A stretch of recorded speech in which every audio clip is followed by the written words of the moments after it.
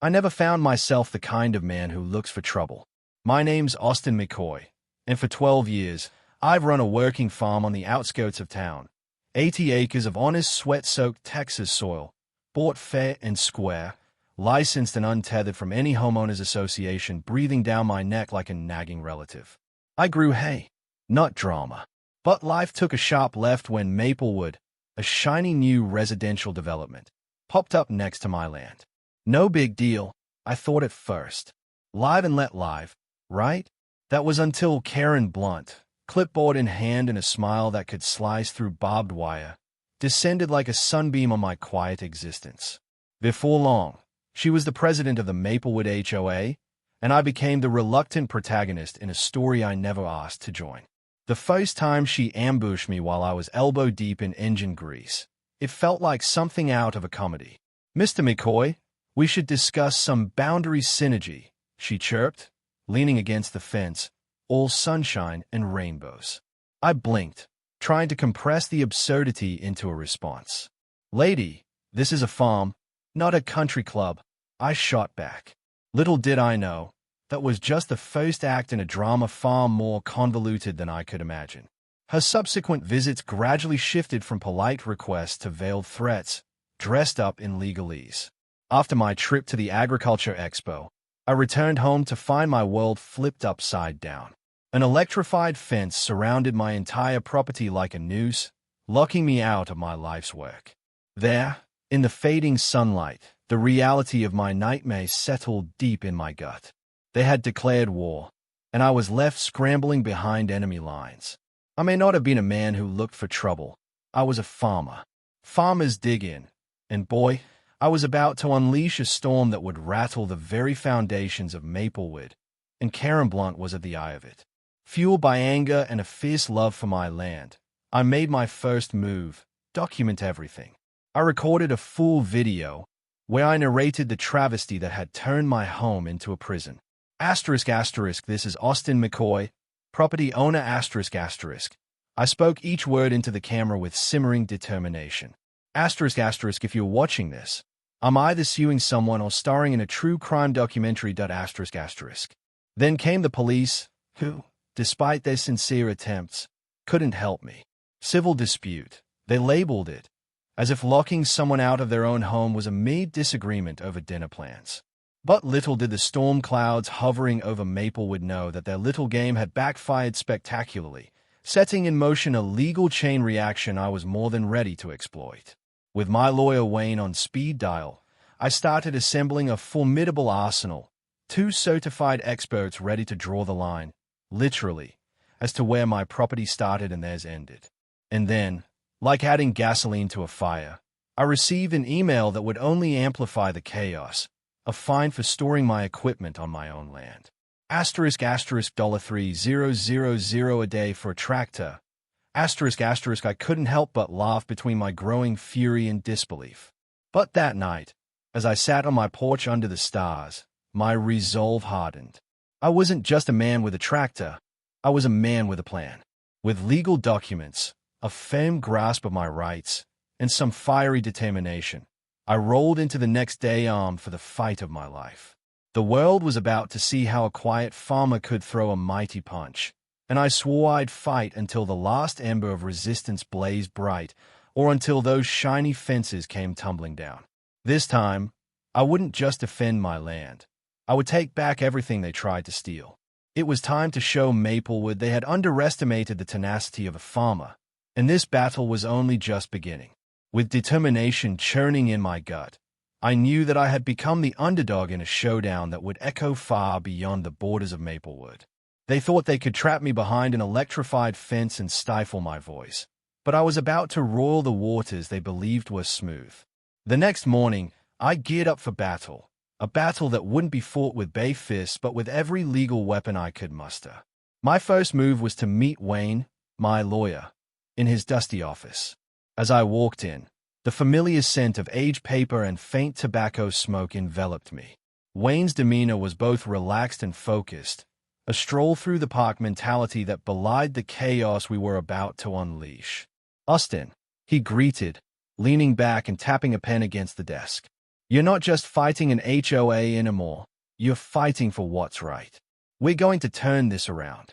The glint in his eye reflected my own resolve.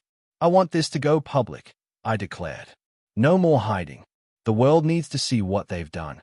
I laid out my findings, the trespass, the violation of my rights, and that ludicrous fine for my tractor. Each word felt like a call to arms, and Wayne nodded thoughtfully, pulling out a legal pad. Let's file a lawsuit that'll knock them off their feet, he said with a faint grin. We'll request a temporary injunction to stop the HOA from policing your land while we litigate. And if this case goes viral, it could be a pivotal moment.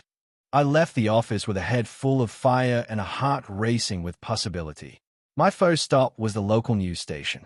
My previous outreach had created a stir. Now, I wanted to turn the heat up even more. They needed to hear my story, and the smokescreen of Maplewood's pristine facade was about to burn away.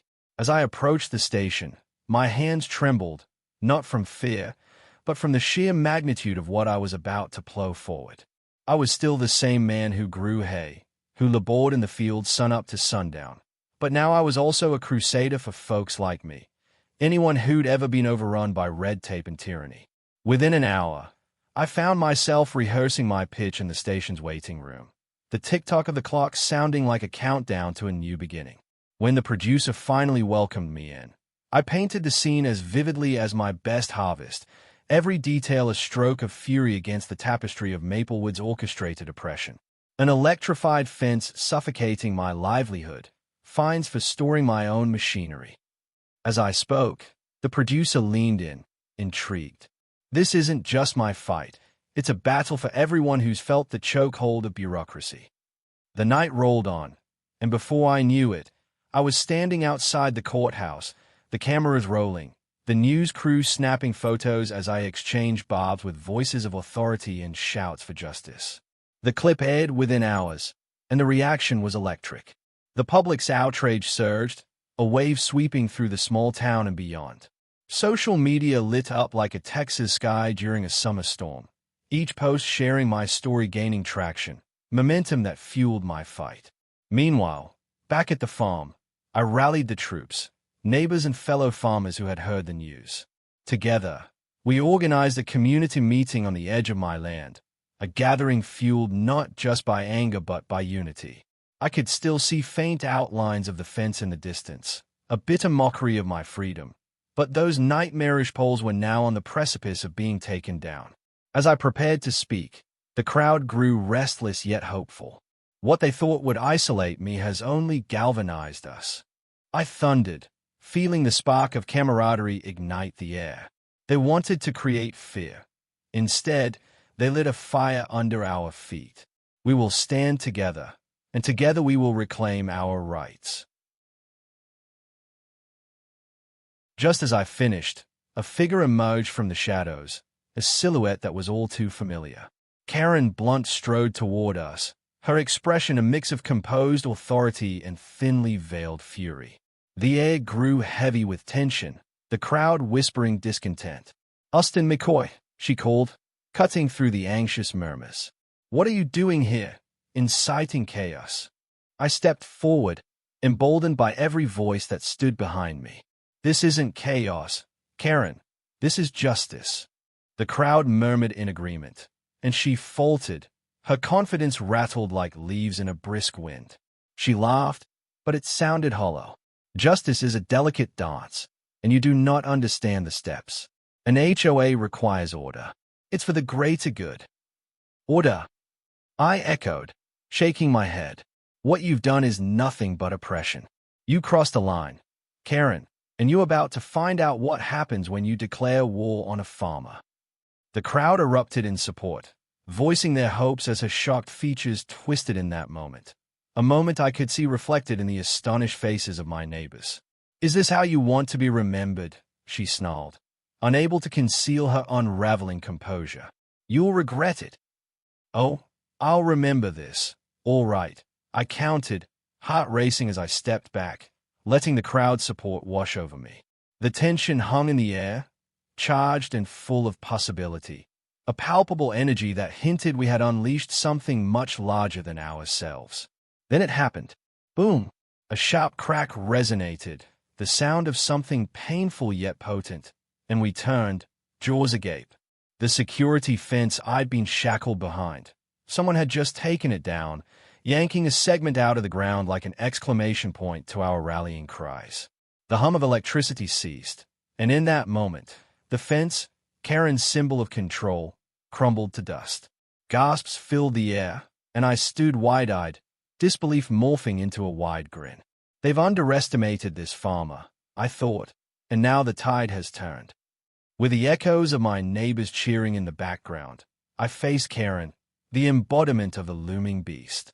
This might be your last stand, and I promise, this will end in our favor, I declared. There, on the roots of my land, we stepped into a new realm of possibility, one where we'd rise together, united by our rights, each farmer and neighbor standing strong against the very forces that sought to chip away at our freedom. Like a boulder rolling down a hill, what began as a petty dispute between neighbors was evolving into an unstoppable force, ready to confront every obstacle that dared to challenge our resolve. And as far as Maplewood was concerned, their reign was over, and our fight had only just begun. The cheer from my neighbors echoed in my ears, drowning out the still echoing crash of the fallen fence section. Karen stood frozen, disbelief etched across her features, while the crowd surged forward, their collective energy igniting a fierce determination within me. In that moment of chaos, what once felt like an uphill struggle transformed into the momentum of a movement. People were rallying behind me, not just for my land, but for every silent farmer, every homeowner who had felt the heavy hand of a homeowners association press down upon them. "What's it going to be, Karen?" I called out, my voice steady yet booming. "Are you going to stand there, or are you going to explain to everyone why an HOA decided to seize a man's land?" She composed herself with a practiced smile that wavered at the edges. "Austin, you're making a mistake," she said, attempting to regain control of the narrative. "This is not how you resolve issues. We need to find a way to resolve issues." I interrupted, my pulse quickening. "You've already resolved them with an electrified fence and lies." I stood taller, feeding off the energy of the crowd, each person adding fuel to my fire. "This isn't about resolution. It's about power. Yours over mine." I watched her shift uncomfortably, the bravado slipping away. For a moment, it felt like the world around us was holding its breath, waiting for a move from either side. "Enough of the theatrics, Austin," she snapped, eyes narrowing. "You think you can just tear apart everything we've built in Maplewood?" "It isn't just Maplewood, Karen. This is about right and wrong. If you thought I'd let you get away with taking my land, you're sorely mistaken." I gestured to the crowd behind me, their faces alight with determination. "Look around. This is bigger than you or me." They're tired of being silenced and pushed around. Before she could retort, someone from the crowd shouted, "This is our land too." A ripple of agreement flowed over the bystanders, and murmurs of support started to swell. It was music to my ears. The energy thickened like the humidity before a storm, swirling in anticipation of a much-needed downpour. Underneath the weight of that enthusiasm, I knew we'd encountered something powerful. We weren't just standing for my farm anymore. We were standing against a system that sought to lord over us unjustly. Suddenly, I spotted a flash of movement in the corner of my eye. A teenager from Maplewood, who had been quietly observing, hurried up beside me. "Austin," he panted, taking a breath. "I saw something last night that you need to know." "What is it?" I asked, my heart pounding. "I was out late, just hanging out. I saw," he hesitated, glancing nervously at the gathered crowd and back to Karen. "I saw 4 or 5 HOA members digging around your property line with flashlights. They were marking parts of your land." A chill raced down my spine as pieces started to fall into place, the weight of what he was saying sinking in. "What? Why would they be doing that?" "They were talking about expanding the corridor," he whispered, his voice trembling. "Like they wanted to implement something even bigger, possibly another fence or something worse." "Another fence?" I echoed. The crowd murmured again, sensing the mounting tension. I took a deep breath to center myself, light bulbs flickering in my mind. "Did you get any pictures?" He nodded vigorously, pulling out his phone. "Right here. I think it's still on." As he thumbed through his photos, anticipation built among the gathered folks. "I need you to share that with Wayne," I said, my voice firm. "We need to take this to our lawyer immediately. It's proof of their intentions. We can't let them get away with this." The crowd remained rapt, their focus shifting from the bickering with Karen to the story unfolding before them. "Now hold on. No one's going to dig anything around here," Karen interjected hastily, her voice sharper than before. "This is a controlled event. We'll have an external survey before any measures are taken, all under proper procedures.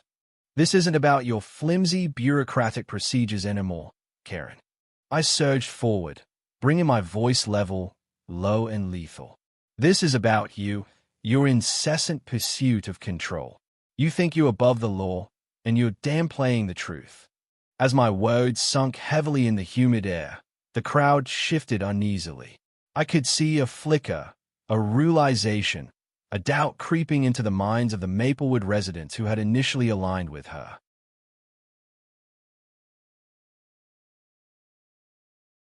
"See, they don't know the truth," I continued, pacing as I spoke. "While you're busy spouting rules and regulations like some sort of code of ethics, you're planning to seize more of my land. You're playing a game where none of us are invited, where the rules only favor you. And we're not going to let that happen." Now they were listening, their eyes wide like the horizon before a storm, ready for what might strike next. Karen's smile faded, her bravado cracking like glass. "How dare you stir division in our community? You're misunderstanding the need for safety." "Safety?" I countered fiercely. "Safety is not about control. It's about respect. It's about understanding our rights as landowners and your responsibility to uphold those rights, not encroach upon them." At that moment, I felt the shift. The crowd, once simply assembled, had become a true coalition ready to rise against tyranny. Murmurs of support swirled around us, like a rising tide, drowning out Karen's protests. "Do you want to be a part of something greater?" I called out, raising my voice above theirs, the fervor surging through my veins. "Or will you stand by while they steal our land and our freedom?"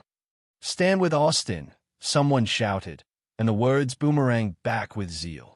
With that single phrase, enthusiasm ignited into a firestorm as voices rallied together. "Stand with Austin," shouted another, and suddenly it was an anthem. The sound filled the air, punctuating the chaos that had once defined my life as a solitary farmer. It was overwhelming, exhilarating, an electrifying rush that surged through me. Karen stumbled back, visibly shaken as her grip on authority shattered before her eyes, the fear creeping back into her demeanor. With the crowd behind me, we confronted the threat together, bold and rowdy, ready to burn away any fear that had previously lingered in our hearts. In that volatile moment, I realized something far deeper was at stake. It wasn't merely my land that we were fighting for. It was about community, friendship, and standing up for what was right, a fight against anyone who dared to impose their will at the expense of another. Just then, I saw the teenager with his phone raised, showing me the shot from the night before. Blurry but unmistakable figures hunched over, markers and flashlights, evidence of a plot that sought to pull my community apart piece by piece. "Let's take this straight to the people," I declared, raising my voice once more. "Not just in Maplewood, but anywhere they dare to think they are untouchable. We'll gather this evidence, send it to the news again, document everything, and raise the stakes." The crowd erupted in cheers again, their faces reflecting sheer determination as my brothers and sisters in arms realized they were a part of something monumental. The fight wasn't just for me anymore. We were collectively reclaiming our stories, our rights, and doing it with a raw bravery whispered across the fields where farmers had always stood tall. "Tonight, we prepare," I said, fire in my heart. "Tonight, we become one voice that tells Maplewood and everyone around that we will not be cowed into submission. We will not lay down for an HOA that thinks it can erase our identities. Together, we are an unbreakable force."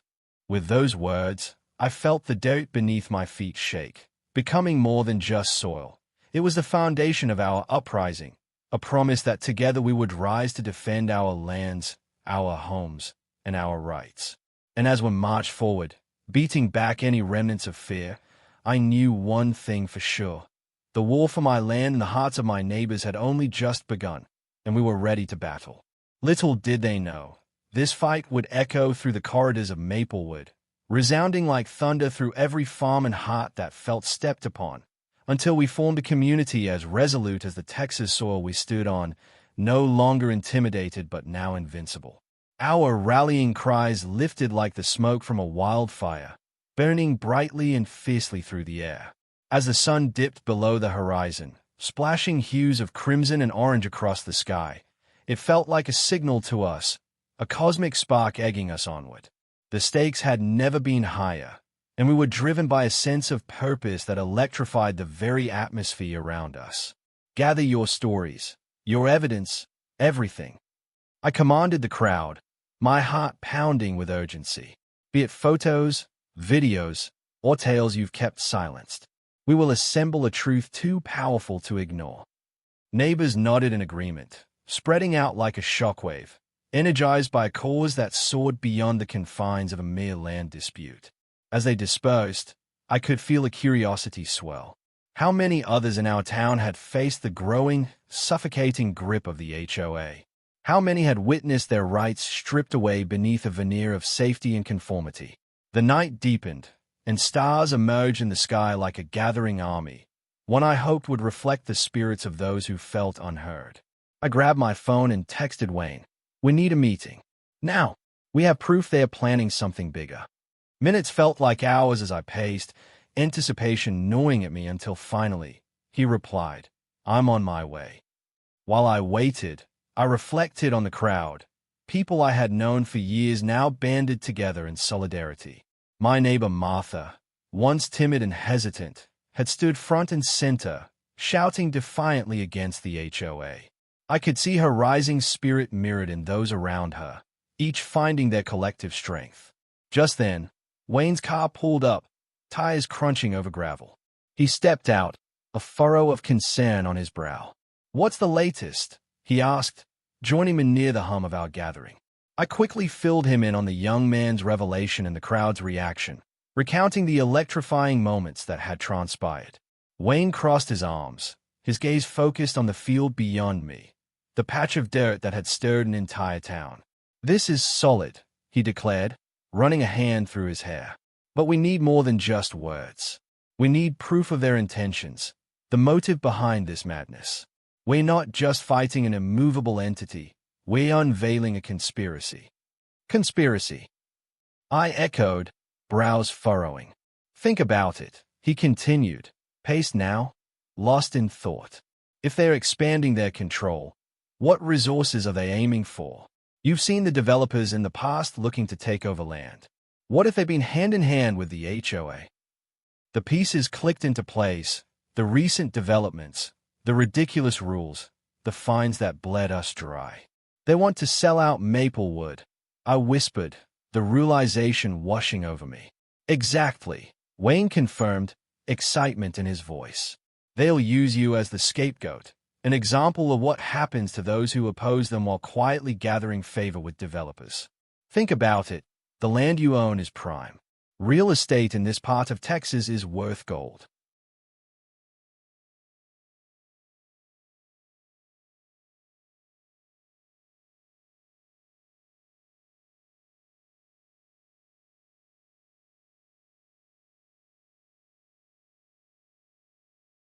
Could it be true? The idea crystallized into something tangible, dark, sinister.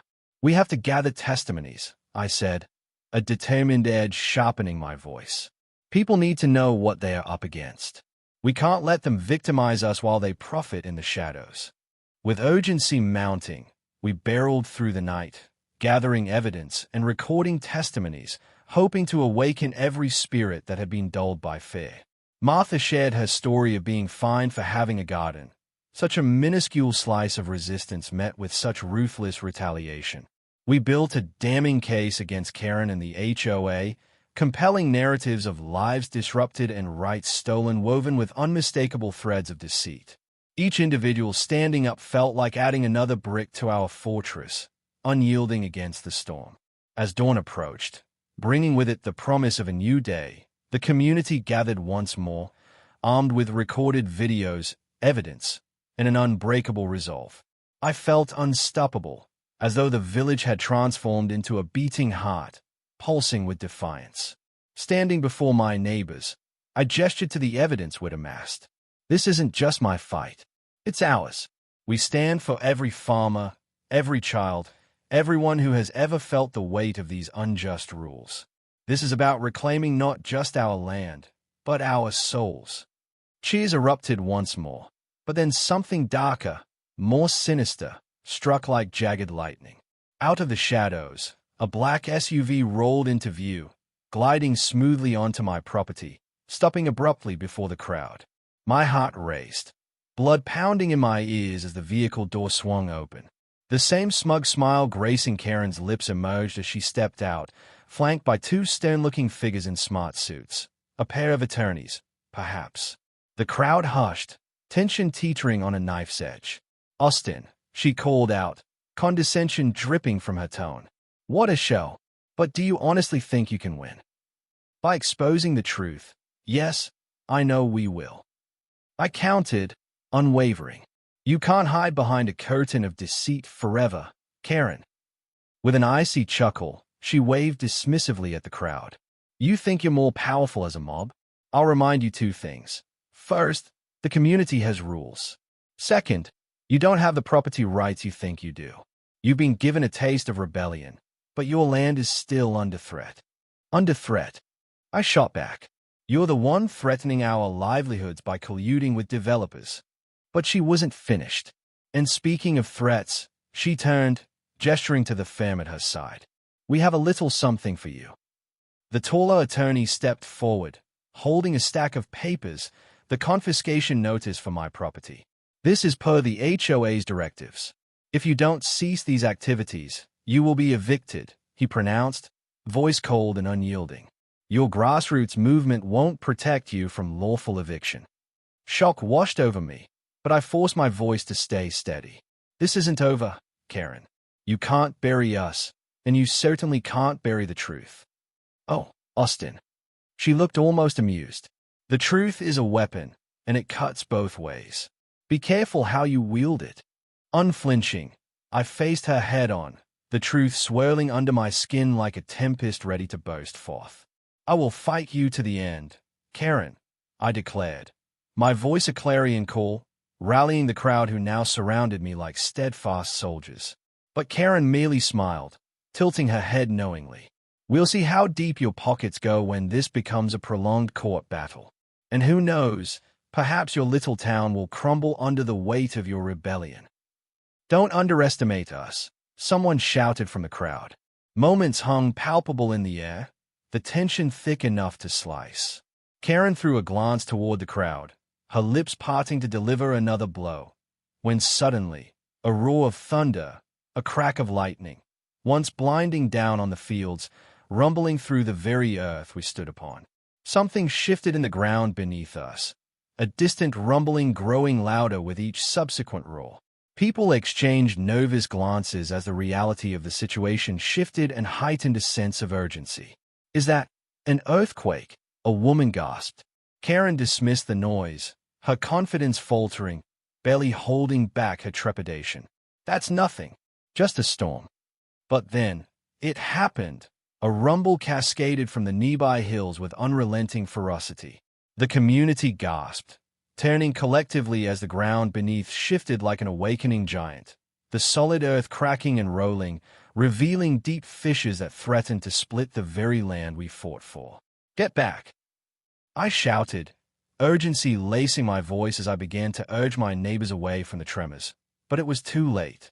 A deep split ripped through the earth, and in an instant, the SUV teetered precariously, the ground giving way beneath it until, with a jolt, it plummeted into the chasm, swallowed whole in the mayhem. The ground shook again, and the tremors began to stabilize, but the SUV, and with it, The once unyielding presence of Karen and her attorneys vanished without a trace. A chilling silence enveloped us. The crowd stood stunned, eyes wide in disbelief. The roar of nature reminded us that no one could put a stranglehold on the earth's will. It felt symbolic, ironically poetic, almost as if the universe had read our battle cry and responded, helping to unsettle the twisted machinations of those who sought to exploit us. As spirits fluttered alive around me, cheers erupted anew, mingled for the promise of a new dawn. Together, we stood not just defenders of our land but bearers of hope, cupping it in our hands like a fragile treasure. In that moment, clarity dawned. We were no longer just a collective of people rallying against the HOA. We were something greater, roots intertwined, drawing strength from each other like an unyielding tree, resilient against whatever storms life hurled our way. We rise now, I proclaimed, gazing into the eyes of my neighbors, a firm conviction ignited in my voice. Together, we will fight for our land, our rights, and our truth. This battle has only begun. And from that moment on, we swore an oath, not just for properties, landlines, or parcels, but for one another. The resounding echo of our defiance still lingered as I looked out upon my neighbors, feeling the trembling earth beneath our feet, reminding us that the roots of our struggle ran deep, grounded now in unity, and unshakable in our resolve. With each beat of our hearts, we proclaimed, "We are Maplewood, and no force would extinguish the fire within us that burned for freedom."